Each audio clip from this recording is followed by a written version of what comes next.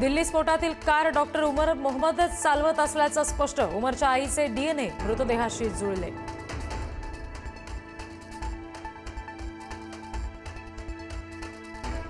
अयोध्येत 25 नोव्हेंबरच्या मोदी भागवत यांच्या कार्यक्रमावर सुद्धा दहशतवाद्यांची हल्ल्याची होती योजना। रुग्णालय आणि गर्दीची ठिकाणं दहशतवाद्यांच्या रडारवर, मात्र साथीदार पकडले गेल्यानं प्लॅन गडबडला। माझा घातपात करण्याचा रचलेला कट चेष्टेचा विषय नाही। मुख्यमंत्र्यांनी या प्रकरणामध्ये गांभीर्यानं लक्ष घालावं, जरांगेंची मागणी। तर धनंजय मुंडेंच्या चौकशीसाठी जरांगे आक्रमक।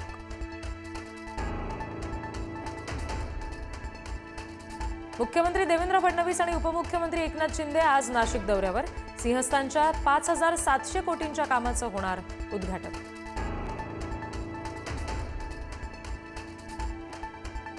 शिंदेंच्या शिवसेनेची मुंबईची रणनीती ठरवण्यासाठी बैठक।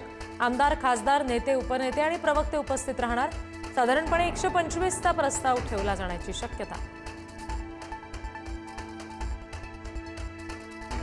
मुख्यमंत्री फडणवीस आणि दोन्ही उपमुख्यमंत्री नाशिकमध्ये विविध विकास कामांचं भूमिपूजन करणार।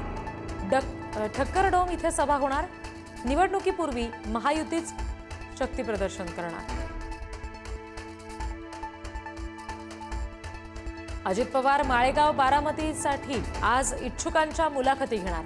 पक्षाने आम्हाला कोल्लं तर आम्ही देखील बोलल्याशिवाय राहणार नाही। पुणे जिल्हाध्यक्ष प्रदीप गारटकर यांचा इंदापुरातून गर्भित इशारा। आगामी निवडणुकीच्या पार्श्वभूमीवर भाजपमध्ये 2 मोठे पक्षप्रवेश। तानाजी सावंत यांचे बंधू शिवाजी सावंत तसंच शरद पवारांच्या राष्ट्रवादीचे सुभाष पवार भाजपात जाणार। प्रदेशाध्यक्ष रवींद्र चव्हाणांच्या उपस्थितीत पक्षप्रवेश।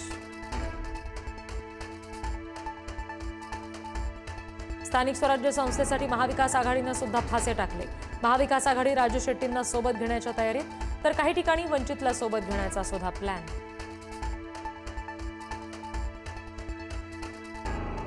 पुण्यातील जैन बोर्डिंगमधील जाहिरातीचे बॅनर गोखले बिल्डरनं काढले।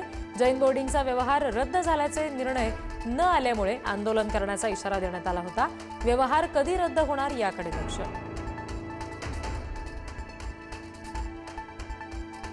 नागपूरमध्ये होणाऱ्या हिवाळी अधिवेशनासाठी रवी भवन मधील बंगले अपुरे। कॅबिनेट मंत्र्यांना बंगल्यांचं वितरण करताना तारेवरची कसरत करावी लागणार। कमी बंगले आणि मंत्र्यांची संख्या मात्र जास्त।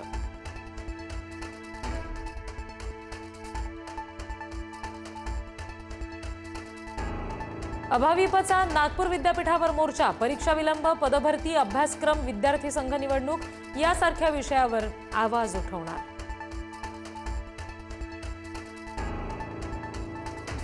मुंब्रा लोकल अपघात प्रकरणामध्ये दोषी अभियंत्यांच्या अटकपूर्व जामिनावर आज निर्णयाची शक्यता। अपघातात रेल्वेच्या 2 रेल्वे इंजिनियर्सना ठरवलं दोषी।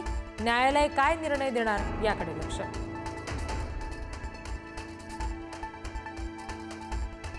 नांदेडमध्ये नगर परिषद आचारसंहिता तपासणीत 21,50,000ची रोकड जप्त। कुंडलवाडी शहरामध्ये रोख रक्कम आणि एक बंदूक असा 28 लाखाचा माल जप्त। कारमध्ये प्रवास करणाऱ्या 4घांचीही चौकशी सुरू।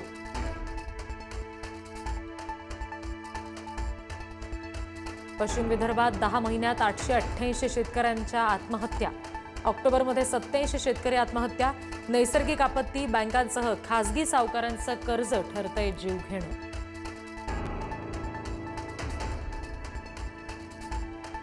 जालन्याच्या इंग्लिश स्कूलच्या छताचा भाग कोसळला। घटनेमध्ये सुदैवानं जीवितहानी नाही, मात्र 3 मुलं जखमी। विद्यार्थ्यांच्या सुरक्षेवर प्रश्नचिन्ह।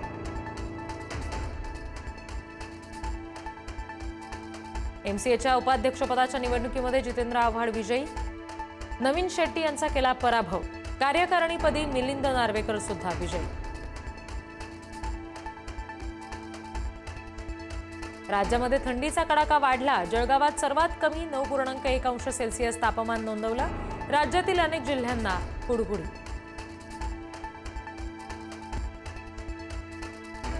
कंगना रनौतवर देशद्रोहाचा खटला चालणार। कंगनावर शेतकऱ्यांचा अपमान केल्याचाही खटला दाखल केला जाणार। विशेष न्यायालयाचा कंगनाला दणका।